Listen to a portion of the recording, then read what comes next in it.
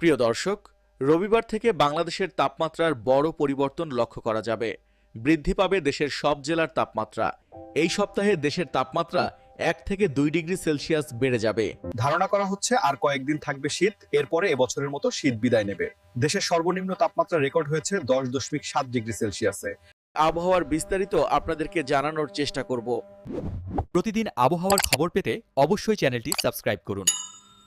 আবহাওয়া অফিসের রিপোর্ট অনুযায়ী দেশের কোথাও হালকা মেঘাচ্ছন্ন থাকিলেও আবহাওয়া প্রধানত শুষ্ক থাকবে। দেশের নদী অববাহিকায় ভোরের দিকে হালকা থেকে মাঝারি কুয়াশাচ্ছন্ন থাকতে পারে। সারা দেশের রাত এবং দিনের তাপমাত্রা সামান্য বাড়তে পারে।